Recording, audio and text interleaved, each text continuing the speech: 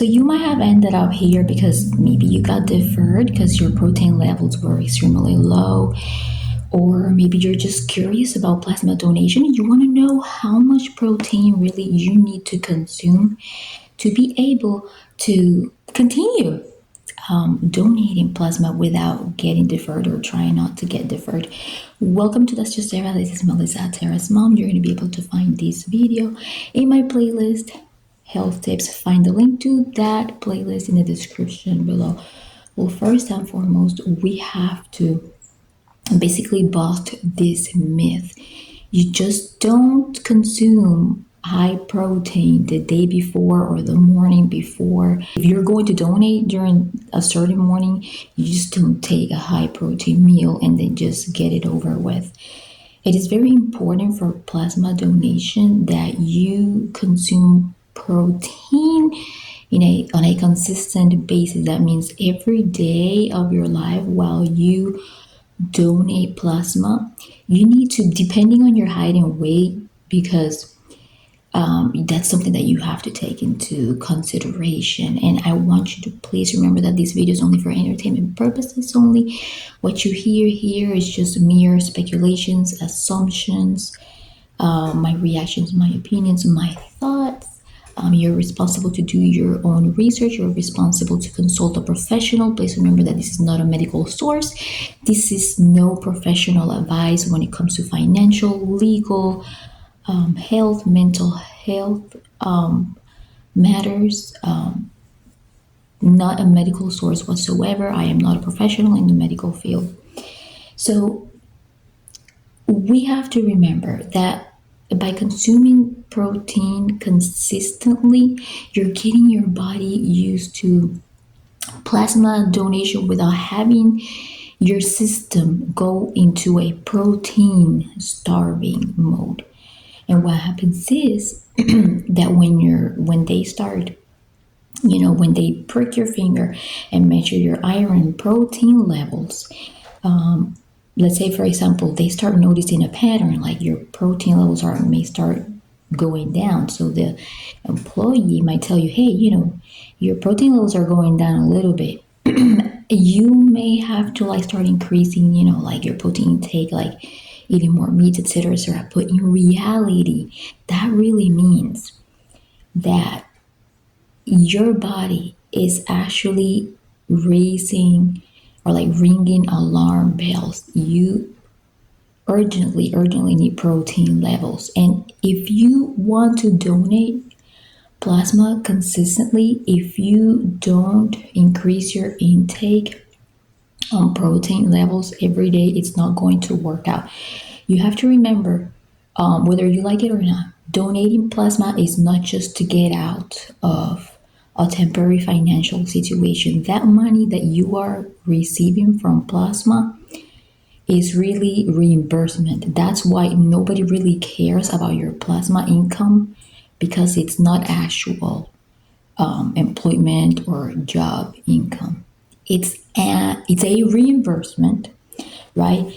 That covers pain, discomfort, risk associated. It covers the nutrients that you need to be able to make donating sustainable, right? And so a lot of people think, oh yeah, I'm going to be making about $500 extra cash every month, which I can use for traveling. It won't be sustainable. You won't be able to do it on a long-term basis if you forget about consuming protein every single day. So for most adults, when you're donating plasma at least twice a week, you want to try to aim. Remember, this is not medical professional advice. These are just my thoughts and opinions. You need to aim at least for around 90 grams of protein. If you can do a little bit more than that, perfect. How do you do that? Well, of course, anything like chicken, pork, steak, eggs, you name it. I'm going to say right here, right now, your best friends are Max Protein shakes. This is not the only brand that comes with Max Protein.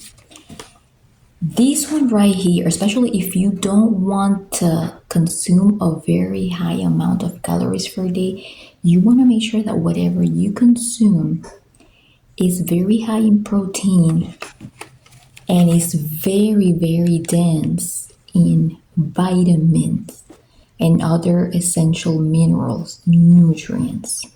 Okay? Why? Because this is going to help keep your body feeling energized. You need to be able also to stay fully hydrated. And if you can, those high protein foods, accompany them with fiber, like any foods out there that are high in fiber. If you're not too much into broccoli, I suggest any bars that are high protein and high fiber. Could be these Atkins bars, could be also the Quest high protein high fiber bars, right?